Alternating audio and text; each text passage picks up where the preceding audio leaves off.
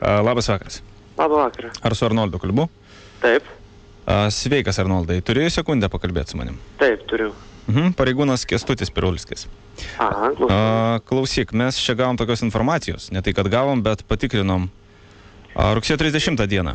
3 ryto buvo toks užfiksuotas įvykis mano kolegų čia Vilniuje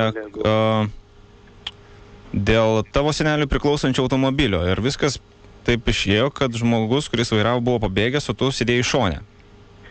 Tai mes su draugų šitas buvom išlipę ir rašėm pasiaiškinimus šitas pareigūnų mašinai. Rašėt pasiaiškinimus, bet tie pasiaiškinimai, žinok, nelabai sutampa su realybė, nes mes gavom tokį, na, kaip ir net ne anoniminį, bet tiesiog galbūt paaiškinimą, kaip iš tikrųjų buvo. Aš dabar nežinau, kas parašė tą laišką, bet esmė buvo ta, kad tas žmogus sako, kad tu vairavai tą automobilį. Ne, šitas yra liudininkas, visą kitą. Aš to automobilio nevairavau. Klausyk, rytoj būtų gerai, kad pas mus užsuktum, nes žinai, tokios dėmės, aš kaip suprantu, tu mokiniesi pasienio mokykloje, ar ne? Taip, žinoma. Tai va, aš nemanau, kad tau jos būtų labai naudingos. Ne, tikrai yra viskas įrodyta, kad mano draugas, tas, kuris vairavo, yra pabėgo, o koksai galėjo būti ateiti laiškas, kad aš vairavau, aš nesuprantu tokias. Na, kartais tai būna, aš nežinau, ar čia nori tau kažkas pakenkti, ar iš tikrųjų tu pats meluoji man. Ne, jokios melagystės. Gerai, gali pasakyti, kas vairavo tada? Taip, Sigitas Kuklys. Tai yra viskas parašyta, viskas mano draugas galės sėdėjo, kuris važiavo, Sigitas Kuklys vairavo. Draugas, ar ne? Taip, draugas. Klausyk, mes kalbam dabar vis tiek. Netarnybos metu aš tau skambinu, čia joks pokalbis nėra įrašinėjimas, bet man reikia patikrinti, aš žinau, kad tu nori būti pareigūnas ir tokia dėmė tau tikrai nepakenks. Čia dėmė šakės, aš tiek va praėjau viskas. Klausyk. Kas tikrai, kad nori pakenkti, tai šakės. Klausyk, nes mano šitas draugas Sigitas Kuklys sakė kažką tai, kad jis nori kažką tai padaryti, kad aš prisimčiau kaltę. Jisai va tai va man pasakė. Klausyk, Arnoldai, būsimas pareigūnė. Taip. Kaip tu leidai, kad tokia situacija iš viso įvyktų, aš nesuprantu. Tai va, klausykit, aš visą tiesą pasakysiu, mes buvom pirti sėdėm iš viso pirmą, neįsivaizduoju, va, jie atsisėdo į mašiną, išvažiavo, aš stabdžiau tą mašiną, paskui nežinau, jie, sakau, va, tai va, toks nesupratimas įvyko. Iš pradžių iš vis mano mašina buvo paimta, be klausimų, aš buvau pirti sėdėjau, o tas mano Sigitas draugas, Kuklys su kitų mano draugų Šarūnų Vaigausku nutarė pasivažinėti, iš vis dviesi išvažiavo.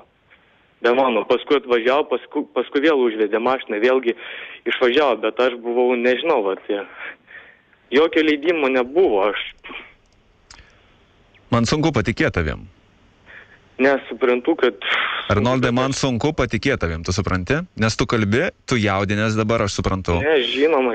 Bet aš, ko gero, dar tavim nepatikėjau. O kaip aš galėčiau kitaip įrodyti? Ir mano draugas dar, nežinau. Klausyk, padarom tai paprastai, be jokių...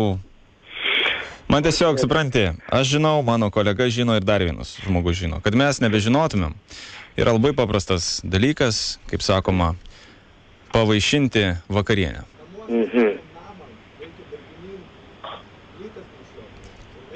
Klausau jūsų. Arba galvoju dar čia, žinai, mes dabar, jeigu aš tai pamirščiau tavo visą įvykį, padirbtum pas mane, plytas panešiotum. Gerai. Čia bus Panevėžy. Gerai. Statybose dirbėsi su visą kitą, bet kadangi su mokslu, tai savaitgaliais, taip? Na, nežinok, man savaitgalį netinka, nes žmona liepia jau kuo greičiau viską sutvarkyti. Tai žinok, teks tau spręsti. Arba mokslai, arba darbas pas mane, reikėtų 2 savaičių man.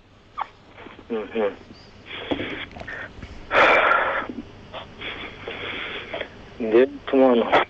Apsispręsk, arba rytoj mes tinkamės, o jeigu tinkamės, tu pat žinai, kad dėmesį atkreipsi savo personą, jeigu ateisi pas mus į komisariatą.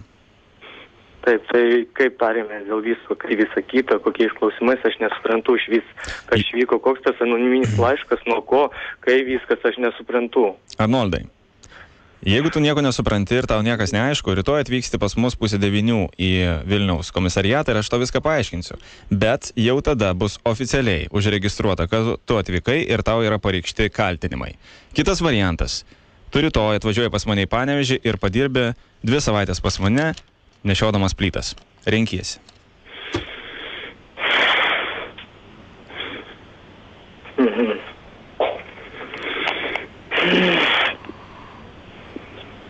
O dar rytoj sulauksiu jūsų skambučio? Ne, mes kalbamės paskutinį kartą, nes jeigu rytoj skambinsiu, tai oficialiai jau bus pokalbis įrašomas. Supratau tada. Kaip sakai? Supratau jūs.